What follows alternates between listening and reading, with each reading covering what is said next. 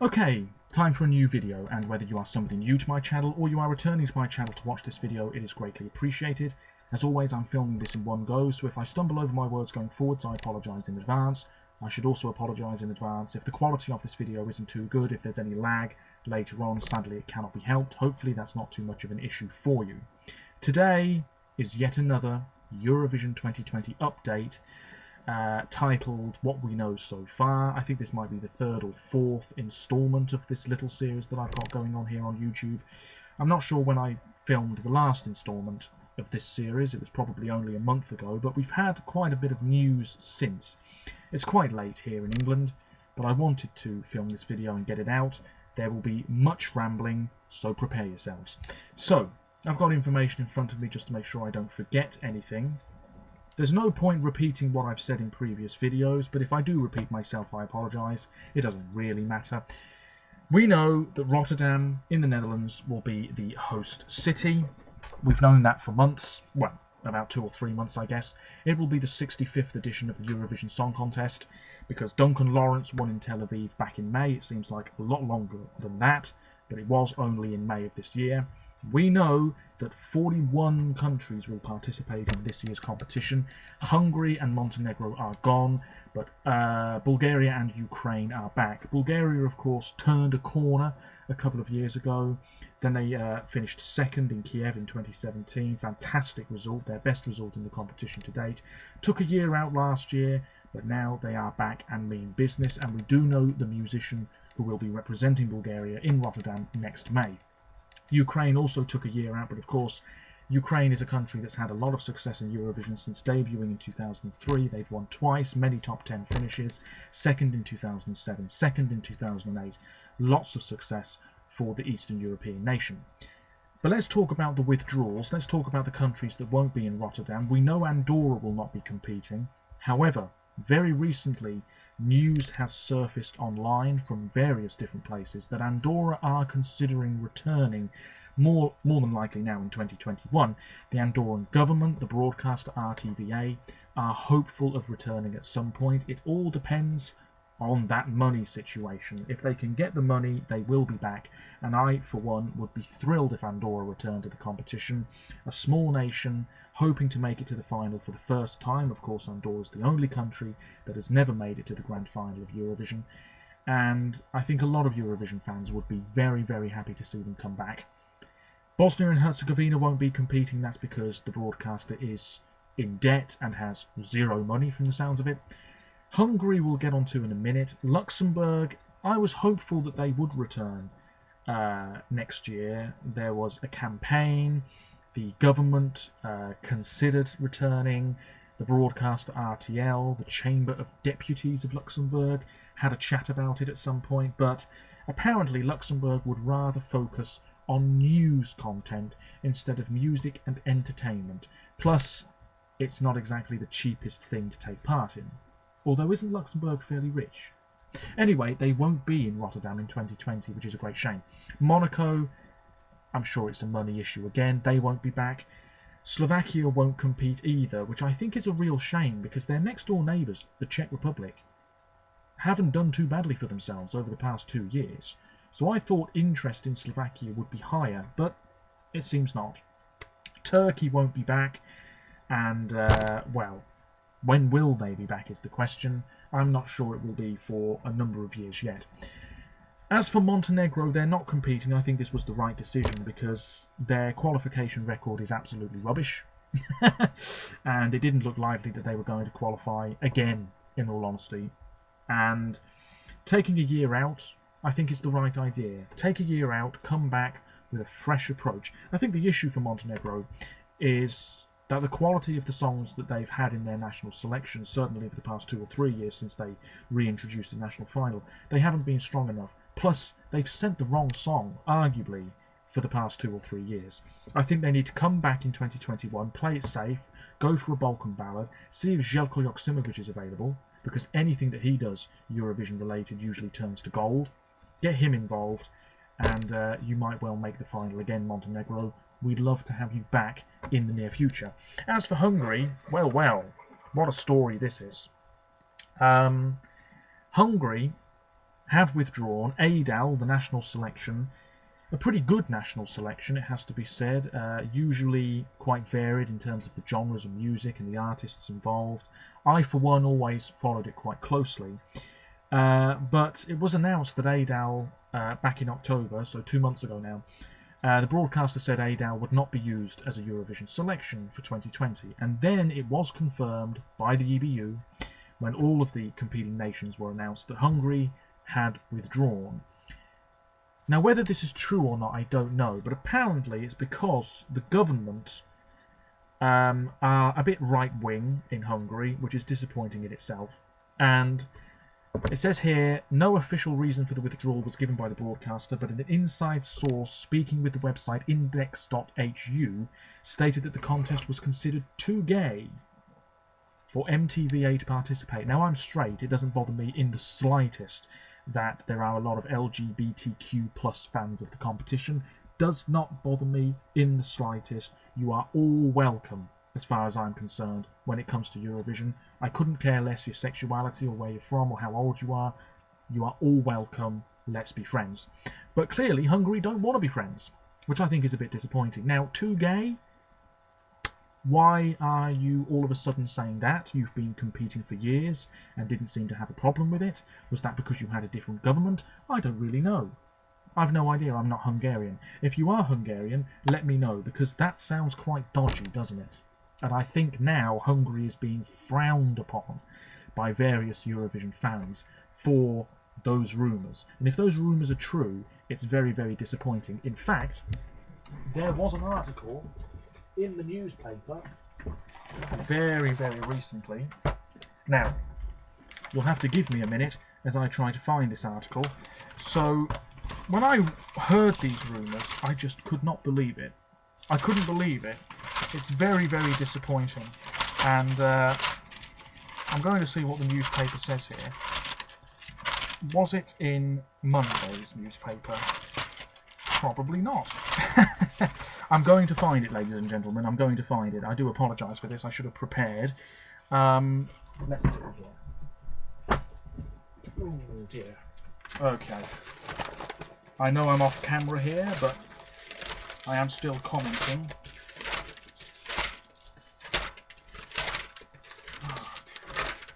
Okay. Here we are. Here we are, ladies and gentlemen. I do apologise for that. This was in Friday, the 29th of November's edition of the newspaper here in England. There it is. It's back to front. Hungary pulls out of too gay Eurovision.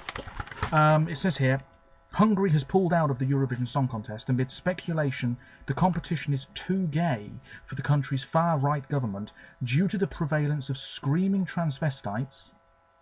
Where are they in the competition? And bearded women.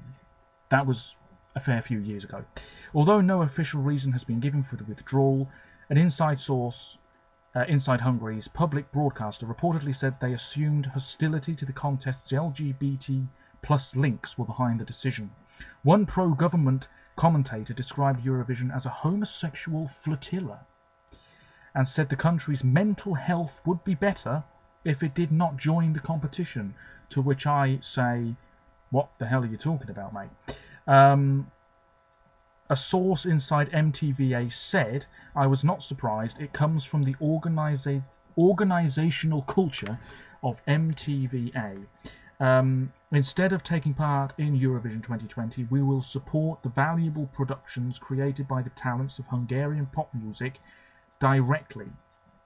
Now, have you withdrawn because the competition is too gay, or have you withdrawn because actually you're not very happy at all that you didn't qualify this year for the first time in about a decade? I'd like to know the answers. I welcome the decision, including from a mental health perspective, that Hungary will not take part in the homosexual flotilla that this international song competition has been reduced to, said Andras Bencsik, the editor of a pro-government magazine. Many young people thought that this is something for people under 18. But at this event, the destruction of public taste takes place with screaming transvestites and bearded women. Associates of Hungary's Prime Minister Viktor Orbán have gained control of a large swathe of the blah blah blah, blah blah blah, And yeah, I'm not Hungarian, but I don't like the sound of this chap. And I mean, let me know your thoughts, because it's quite ridiculous. Anyway, enough of that ramble. Hungary, we want you back, but if you're going to be a bit dodgy about it, maybe it's best if you give it a miss next year after all, eh? So, moving on. There's no Kazakhstan. That's a bit dodgy as well, because they compete in Junior Eurovision. Finished second just a couple of weeks ago in this year's edition of the JESC. You can watch my video all about that on my channel. But they are still not involved in the grown-up competition. We want them in. A lot of Eurovision fans want them in. I don't see any harm in Kazakhstan competing. Maybe it will happen within the next couple of years. Kosovo, they're not involved. Maybe soon. Liechtenstein, I'd love to see them involved. Maybe soon.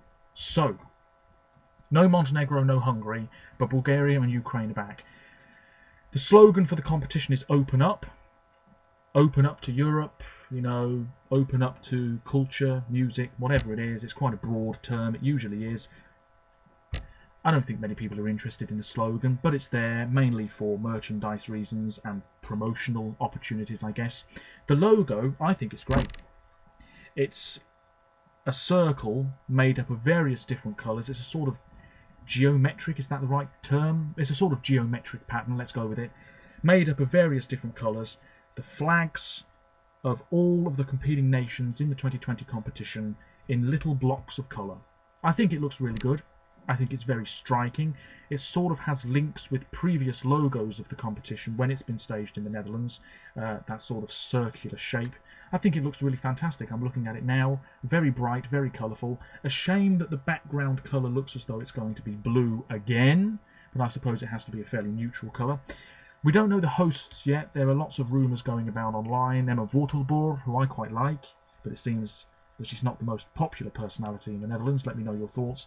Chantal Jansen is another name. Cornald Maas, even though he's the commentator, and he is the creative advisor of next year's show, so he's not going to be a host. But anyway, let me know your thoughts. If you're Dutch, you will know Dutch television presenters better than me. The countries competing, I will try and be brief now. Albania, we know the artists involved. Their national final is scheduled for just before Christmas, but apparently it's going to be postponed until the end of January because there was an earthquake in Albania very recently. I didn't know about this. Was it on the news in England? Nope, I don't think it was.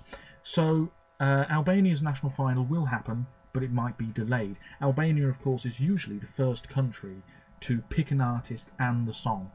Australia, what we know is that 4 musicians have confirmed they will be competing in Eurovision Australia Decides 2020 next year. Casey Donovan with the song Proud. Iota, whose real name is Sean Hape, he's in his early 50s. We don't know the song yet. Mitch Tambo, who was on Australia's Got Talent this year from the looks of it, will also be involved. And Vanessa Amorosi will be singing in that competition as well. She had a big hit many, many years ago with Absolutely Everybody, the name of the song was, and it'll be interesting to see what her song is like. More names will be confirmed in due course. There are rumoured names for Austria. Can't remember who they are though. Belgium, we know it's going to be Hooverphonic. I'm really looking forward to that. Bulgaria, they had this announcement video which was very artsy and longer than it needed to be. But irregardless, Victoria Georgieva is the 22-year-old musician from Varna who will be representing her country in Rotterdam next year, Bulgaria's comeback. She's got a pretty good voice. It says here that she's a pop, R&B and soul musician. She's had a couple of singles that have had middling success in her homeland. We can't judge until we hear the song, until we hear that song in the venue, until we see what the staging is like. We can't really judge at all. But I think it's a promising choice, no doubt about it. Cyprus are going to be represented by somebody who isn't Cypriot, but German. Alessandro Rutten, who's 23 from Heinsberg in Germany, not a place I'm familiar with. He's going to represent Cyprus. Of course, Cyprus, on a good run of form, haven't not qualified in a number of years, second 2 years ago. He goes under the name Sandro Nicolas. Born in Germany to a Greek mother and American father. He was on The Voice of Germany eliminated fairly early, and he was also on Das Supertalent, the German the German adaptation of the Got Talent franchise. So, who else is there? Czech Republic. They were going to have a televised national final. That's not happening, and now the number of songs has been reduced. Not looking too promising for them, it has to be said.